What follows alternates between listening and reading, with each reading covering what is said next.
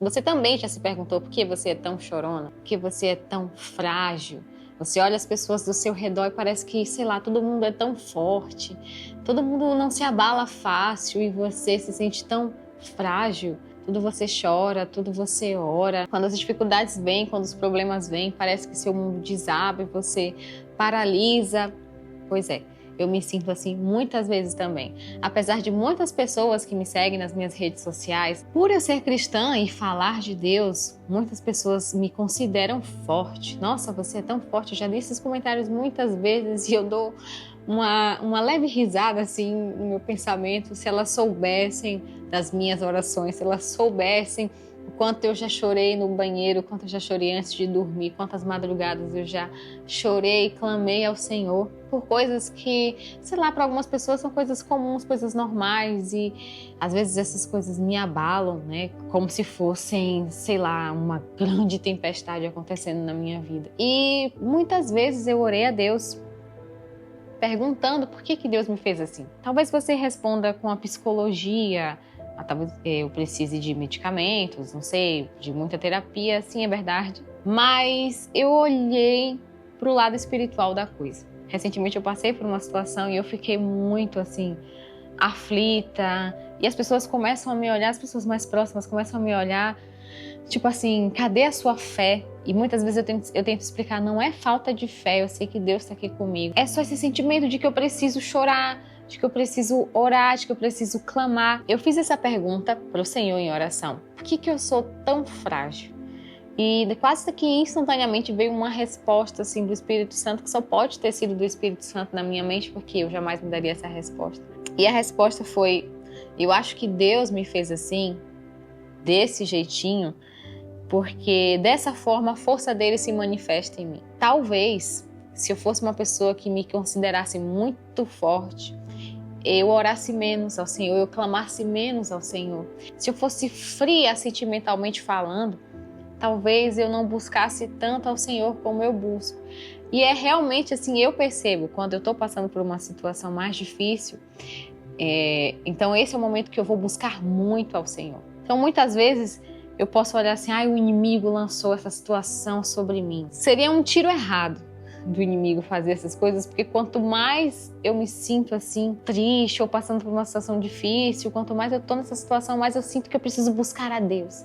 Eu não sei se você que veio para esse vídeo através desse título se identifica assim também. Eu me identifico assim. Eu admiro pessoas fortes, mas a minha força está no Senhor. Isso não me faz ser uma pessoa de pouca fé. Pelo contrário, eu choro muito porque eu tenho para quem chorar, né? Eu não fico agarrada nas minhas forças. Se eu choro, se eu clamo, se eu oro, é porque eu tenho a quem recorrer. Clamar ao Senhor por socorro não significa falta de fé. E as pessoas às vezes confundem o chorar nos pés do Senhor com uma murmuração. Você se acha melhor do que outras pessoas, você não quer passar por problemas, você está murmurando, olha as outras coisas ao seu redor. Não, não é isso. Muitas vezes eu não choro murmurando, eu choro clamando. Choro como um pedido de socorro. Tem diversos salmos que mostram Davi clamando ao Senhor, pedindo por misericórdia em uma situação de tristeza realmente. E a gente sabe que Davi era um homem de fé. Isso não significa que a fé de Davi era pequena. Muitas vezes tudo que você precisa é se rasgar diante do Senhor, abrir seu coração e clamar. Olha esse Salmo 142 aqui. Em alta voz clamo ao Senhor. Elevo a minha voz ao Senhor, suplicando misericórdia. Imagine que situação o salmista está aqui. Derramo diante dele o meu lamento e a ele apresento a minha angústia. A gente vive numa fase de consumir tanto conteúdo de rede social que a gente acha que a vida tem que ser o tempo todo bonita. Claro, ninguém gosta de passar por situações ruins, ninguém gosta de passar pelo sofrimento. Eu simplesmente odeio passar pelos sofrimentos. O Senhor sabe disso. Eu oro todos os dias de manhã para o Senhor guardar o meu dia, para que coisas boas aconteçam no meu dia. Eu tento manter esse pensamento positivo de que coisas boas vão acontecer. Mas, gente, nós somos humanos e ainda estamos no mundo caído. Nós estamos suscetíveis a doenças, nós estamos suscetíveis a lutos, a tristezas, sim. A gente não quer isso, a gente clama ao Senhor pela misericórdia, pela bondade dele, para que isso não aconteça. Mas às vezes essas coisas acontecem e estão longe do nosso entendimento por que aconteceram conosco aquela situação e não com outro irmão. Mas o que acontece é o seguinte: a gente está tão acostumado a ver coisas boas nas redes sociais, a gente abre os stories, parece que está todo mundo bem e a gente não, parece que está todo mundo conquistando e a gente não. E aí quando acontece certa situação com a gente acha que Deus nos abandonou, talvez a gente não tenha orado o suficiente, a gente abriu uma brecha, aconteceu alguma coisa. E a Bíblia nos diz que Deus muitas vezes nos permite passar por sofrimentos para o nosso amadurecimento, para que a gente se aproxime mais dele. É chato a gente ouvir isso. Eu mesma não gosto de ouvir aquele versículo que diz que no mundo nós teremos aflições. Porque ninguém gosta de sofrer. Eu não gosto de sofrer. Então, às vezes, quando eu passo por determinados sofrimentos, eu choro, eu clamo ao Senhor, meio que eu não aceito. Mas depois que eu clamo, depois que eu choro, Deus vai conversando comigo, vai me acalmando, vai dizendo: eu estou aqui. Não importa o tamanho da tempestade, eu estou aqui. Não é porque você está passando por essa situação que eu te abandonei. É uma promessa bíblica de que Ele estará conosco todos os dias até que o grande dia chegue. Então, Ele não te abandonou, se você está pensando isso. Ele não me abandonou porque eu passei por determinada situação, né? Ele não te abandonou porque sua vida não está igual a influencer da rede social. Muito pelo contrário, talvez a pessoa que está lá se sentindo muito forte é uma pessoa que está afastada dos caminhos do Senhor. Tem vezes que eu paro e penso: amém, Senhor, se esse sofrimento aqui está me aproximando de Ti, então, de certa forma, Ele é bom. Isso é muito contraditório, é uma coisa difícil da gente ouvir nos dias de hoje. Eu sei, mas tem coisas que fogem do nosso controle. E aí, o incrível é que depois de desabafar com Deus, eu consigo sempre sentir um alívio na alma. Não é que a situação se resolve imediatamente. Eu sei que a gente clama ao Senhor, tipo assim, é uma gripe, mas a gente tá ali: Senhor, apressa-te em me socorrer. E o incrível é que mesmo sendo assim, eu vou lá, clamo ao Senhor e eu sinto esse alívio na alma, né? Não é que a situação se resolve, mas é que vem uma paz, um alívio assim na alma. Às vezes também o alívio não é de imediato, né? Ele vem de disciplinas espirituais.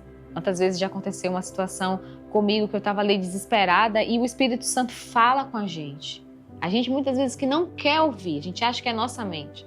Mas o Espírito Santo fala comigo: não coma, jejum, abre o jejum agora. Como é que eu vou saber se foi Deus que falou, se foi minha mente que falou? A minha mente quer comer, o meu corpo quer comer, né? Então às vezes o alívio não vem de imediato, vem depois de exercitar disciplinas espirituais, de você orar muito, de você jejuar, de você ler a Bíblia, de você levantar um clamor, de você pedir oração aos seus irmãos da igreja, sabe? Você entrar em batalha ali mesmo contra a sua alma, entrar em batalha contra os seus sentimentos, contra a sua mente, muitas vezes contra uma opressão maligna. Acontece uma opressão maligna, tá ali, você está passando por uma situação difícil e o inimigo quer te ver triste, né? O inimigo quer te ver abatido e você se prostra aos pés do Senhor, você fala: eu choro, mas eu choro nos pés daquele que tudo pode resolver. Lanço toda a minha tristeza e minha preocupação aos pés dele. E aí, depois do seu jejum, né, depois daquela disciplina espiritual, vem aquele alívio. É maravilhoso. Nesse quesito é tão bom ser uma chorona, né? Nesse quesito é tão bom não confiar na sua própria força, mas confiar na força do Senhor. Quantas vezes eu orei ao Senhor por um abraço, sabe? Às vezes não é para resolver a situação, porque você vê que tem coisas que são processos ali, realmente você precisa passar por aquilo ali. Mas você pede: Pai, me dá um alívio aqui, me dá um abraço. Vocês acham mesmo que Deus nega um abraço? Você sente o Espírito Santo te dando um alívio ali na hora.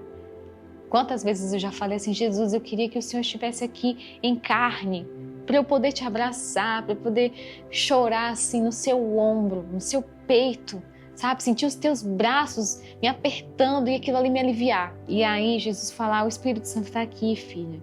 E eu não estou aí em carne e osso, mas eu deixei a minha igreja, que é o meu corpo. A minha igreja vai te abraçar. E aí é importante você ter amigos na fé também, para você poder desabafar. Você desabafando com um crente maduro, você vai ouvir ali conselhos que vêm da boca do Espírito Santo, porque Deus usa os seus filhos. Por isso que muitas vezes, gente, hoje em dia é muito importante, vou até entrar nesse assunto aqui, você congregar. Tem gente que tem medo: eu vou desabafar com o irmão vai fofocar. Não tem esse irmão de confiança. Não de confiar cegamente, gente, porque as pessoas falham, eu falho. Mas assim, eu sei que Deus deixou o corpo dele, a igreja aqui, pra gente desabafar também, pra ser essa parte tátil de Cristo aqui na terra. E é diante de tudo isso que a gente entende o que Jesus disse a Paulo lá em 2 Coríntios 12, 9. Esse contexto aqui, Paulo está pedindo a Deus para tirar aquilo que ele chama de espinho na carne. A gente não sabe o que é, se era uma doença, se era algum perseguidor físico, uma pessoa, a gente não sabe o que é. Sei que Paulo clama ao Senhor e ele fala que ele clama 3 vezes para que Deus afaste aquilo dele. Gente, eu já orei 10 mil vezes por uma coisa, Paulo orou 3 e já se deu por satisfeito. Orou 3 vezes para que Deus afastasse aquilo dele. E o versículo 9 diz assim: ele, porém, me disse: a minha graça me basta, pois o meu poder se aperfeiçoa na fraqueza. Diante das coisas que a gente tem aprendido, né, de uma igreja que fala tanto sobre bênçãos, não que isso esteja errado, mas que fala tanto sobre bênçãos, Deus virá para você e falar que não vai te curar, porque o poder dele vai se aperfeiçoar em você. Diante daquela fraqueza, em meio àquela situação de fraqueza, não é uma coisa que a gente escuta assim feliz. Imagina aí você pedindo muito a Deus, você um homem como Paulo, uma pessoa que trabalha para Jesus, que realmente entregou sua vida para Jesus, abandonou tudo para ir implantar igrejas, sabe? Para ir missionário, que já curou muitas pessoas, que fez milagres, que escreveu praticamente a grande maioria dos livros do Novo Testamento, e Jesus falar que não ia curar ele, pensa aí. E Jesus ainda responder, né? Meu poder se aperfeiçoa na fraqueza. Eita.